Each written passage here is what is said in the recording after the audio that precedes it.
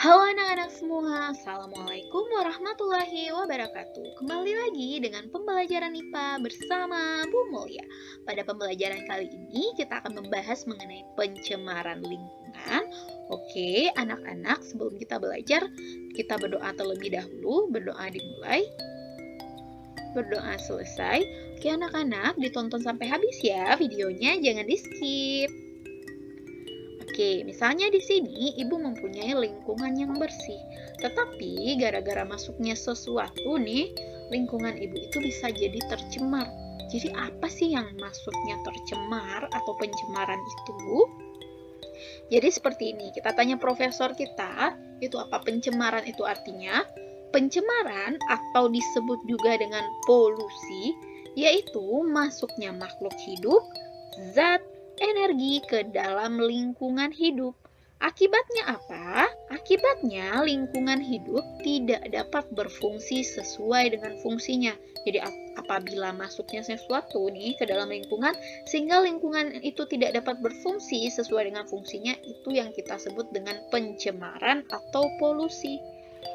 Lingkungan yang bersih, apabila misalnya kita masukkan sesuatu, dia akan menjadi lingkungan yang tercemar. Apa yang membuat lingkungan yang bersih ini menjadi lingkungan yang tercemar? Ini kita sebut dengan polutan. Jadi polutan itu apa? Zat yang dapat mencemari lingkungan. Oke, pencemaran lingkungan itu terdiri atas 3. Ada pencemaran udara, pencemaran air, dan pencemaran tanah. Kita akan bahas terlebih dahulu itu pencemaran air. Oke, air sangat berguna untuk kehidupan makhluk hidup seperti untuk minum, mandi, dan mencuci. Nah, tapi apa yang akan terjadi apabila air tersebut tercemar nih? Oke, di sini Ibu punya nih ada 2 selokan atau perairan ya. Yang satu, ya menurut anak-anak yang mana yang tercemar dan mana yang enggak. Dan apa yang membuat mereka berbeda? Jadi sebenarnya selokannya itu bersih seperti ini. Tetapi karena banyak masuk zat-zat dari luar, dia bisa menjadi kotor seperti ini kan, menjadi tercemar. Ini kita sebut dengan pencemaran air. Jadi pencemaran air itu apa? Yaitu masuknya makhluk hidup, zat, energi ke dalam air. Nah, menyebabkan air itu tidak dapat berfungsi lagi sesuai dengan fungsinya, itu pencemaran air. Oke, kita akan melihat bagaimana sih kita bisa membedakan air yang bersih dengan air tercemar dengan beberapa faktor pembeda ini. Yang pertama dari warnanya dulu. Kalau air yang bersih, warnanya itu jernih. Air yang tercemar itu biasanya banyak warnanya, misal merah, hijau, kehitaman, seperti itu ya, keruh seperti itu. Kalau untuk baunya, air yang bersih tidak ada bau. Kalau air yang tercemar itu bau, bisa menyengat malahan baunya. Kalau untuk makhluk hidup, biasanya air yang bersih itu banyak dan hidupnya dengan bagus seperti itu. Sedangkan di air yang tercemar, mereka susah hidupnya, jadinya sedikit banyak ikan-ikan dan makhluk hidup lain yang mati. Untuk sampahnya, air bersih tidak ada, air yang tercemar itu ada. Bahayanya, pada air bersih tidak ada zat berbahaya, sedangkan air tercemar itu biasanya ada zat berbahayanya. Oke, kita akan bahas penyebab pencemaran air.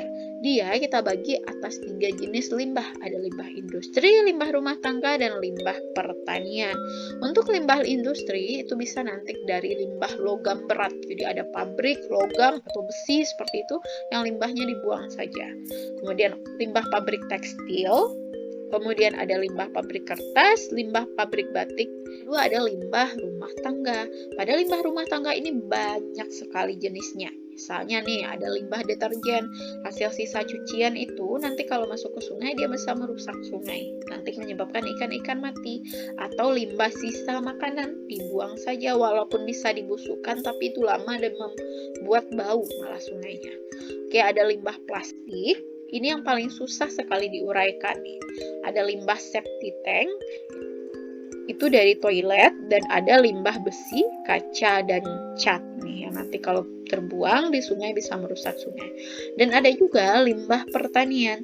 Jadi sisa pupuk atau pestisida yang terbawa air hujan ke sungai itu bisa merusak sungai. Jadi misalnya petani itu melakukan pemupukan atau memberi pestisida kepada tanaman yang ada di sawah atau pertanian, itu nanti ketika hujan turun akan terbawa ke sungai dan menyebabkan sungainya tercemar. Oke, limbah industri ini salah satu contohnya. Di sini ada limbah dari pabrik kertas, yaitu menghasilkan bubur kertas yang dapat merusak lingkungan dan menyebabkan aliran sungai menjadi tidak lancar. Jadi seperti ini ya bentuknya. Tapi yang lebih bahaya ini limbah dari pabrik kimia dan farmasi yang cenderung berupa cairan panas, berbusa, dan baunya menyengat. Oke, kita akan membahas dampak dari pencemaran air. Oke, yang pertama yaitu merusak ekosistem.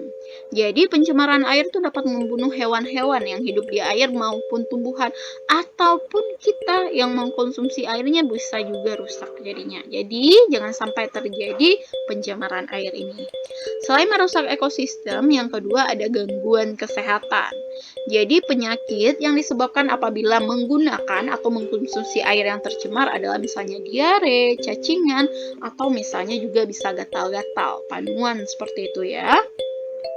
Oke, yang ketiga, mengganggu pemandangan. Mana yang enak kita lihatnya, sungainya bersih atau perairannya bersih atau kotor? Pasti lebih enak melihatnya bersih. Kalau ini kan ya Allah, kita harus bisa membersihkannya ini atau membuang sampah pada tempatnya agar tidak kotor seperti ini. Yang keempat, mempercepat kerusakan benda. Jadi kalau kita mempunyai air yang tercemar, itu benda-benda yang dialiri oleh airnya tersebut mudah sekali rusak, mudah menguning seperti ini. Kalau ini airnya itu ada kandungan besinya seperti itu, jadi dari limbah pabrik besinya. Atau ini jadi mudah sekali membuat barang-barang rusak. Kelima, dari pencemaran air yaitu blooming alga atau eutrofikasi. Jadi ini apa sebenarnya? Jadi nanti perairan itu akan ditumbuhin banyak alga atau ganggang ini ya, yang hijau-hijau ini, atau bisa juga eceng gondok.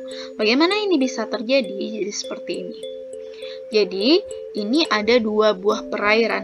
Jadi ada perairan yang satu ganggangnya itu sedikit, yang satu lagi ganggangnya itu bisa banyak seperti itu. Tapi apa nih dampaknya terhadap ikan-ikan yang ada di sini? Yang ganggangnya sedikit itu ikan-ikannya bisa banyak. Sedangkan yang ganggangnya banyak, ikan yang hidup cuma sedikit. Kenapa bisa seperti itu? Jadi seperti ini.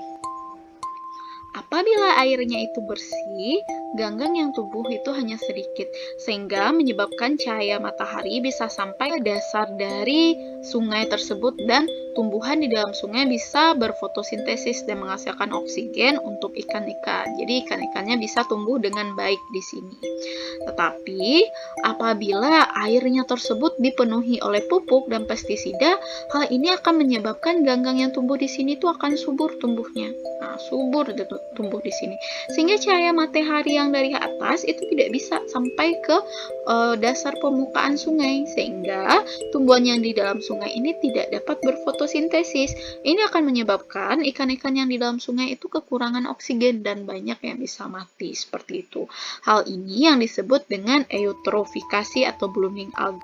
Jadi blooming alga atau eutrofikasi itu adalah penyuburan perairan yang berlebihan yang disebabkan oleh limbah pertanian berupa pupuk yang terbawa oleh aliran air sehingga menyebabkan ledakan populasi ganggang atau disebut juga dengan blooming alga dan populasi eceng gondok. Jadi ini alganya tadi yang penuh menutupi sehingga cahaya matahari tidak dapat masuk ke dasar sungai.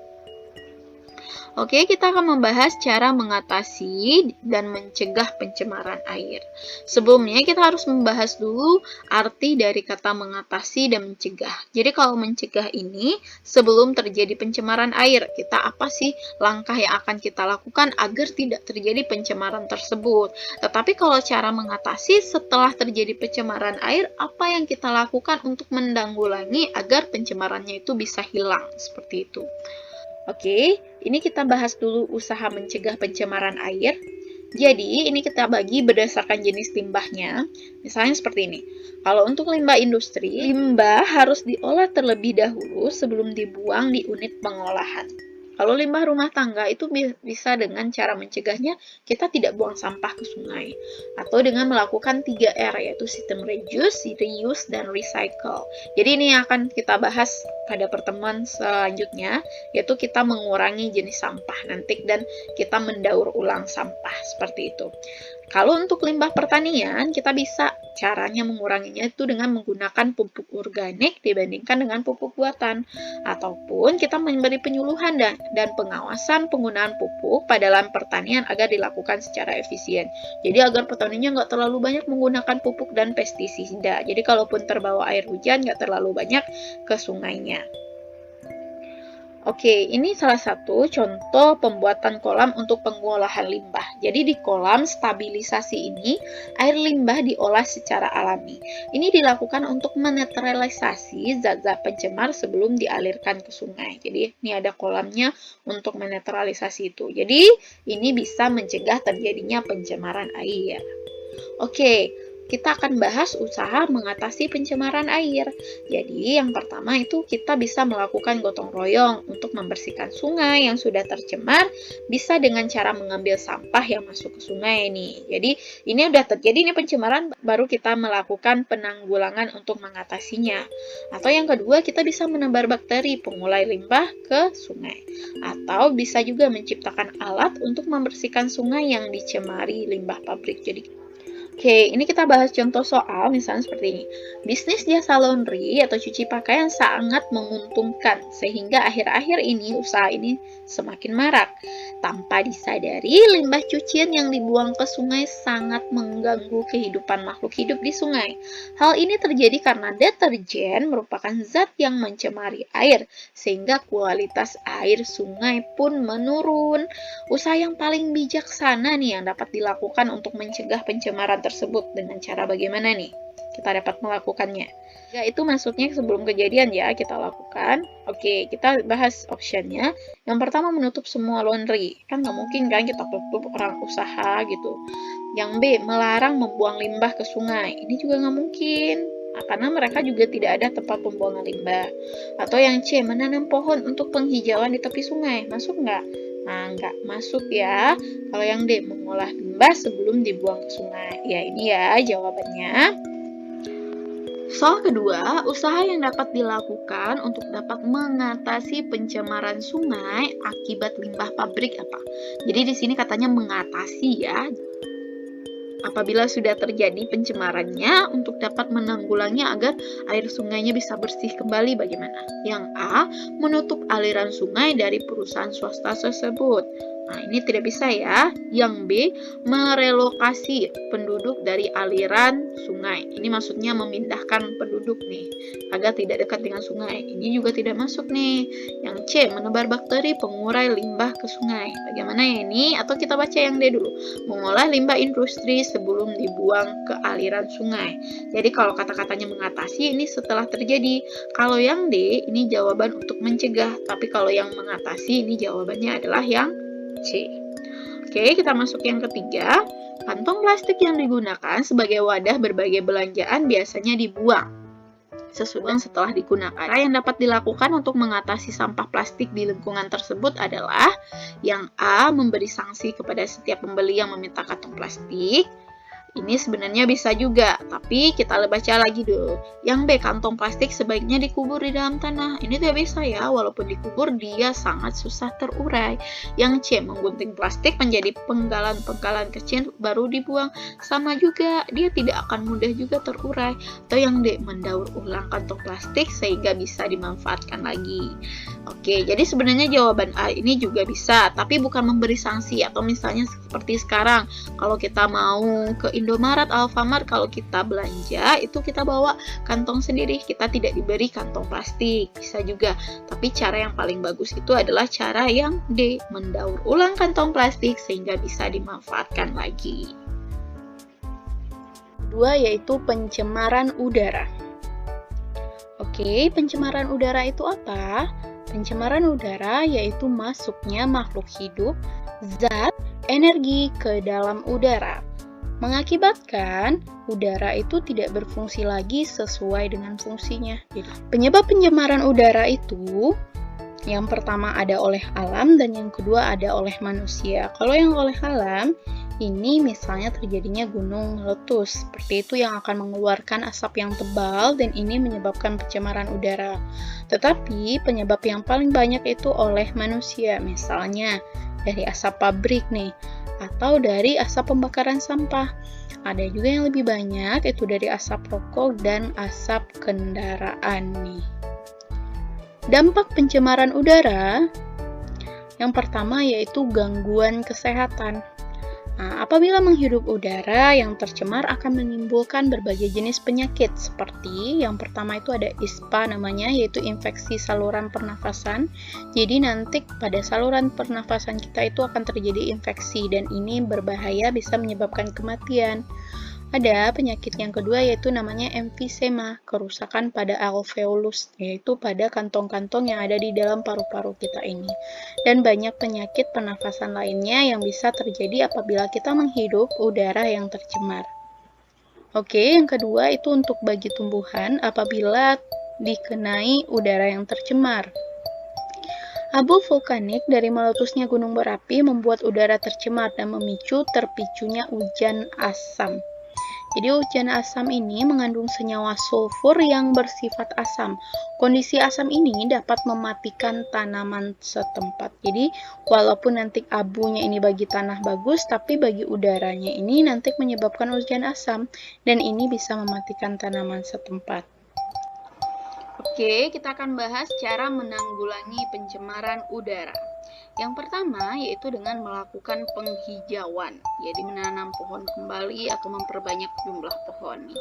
Yang kedua, menggunakan kendaraan umum dibandingkan kendaraan pribadi.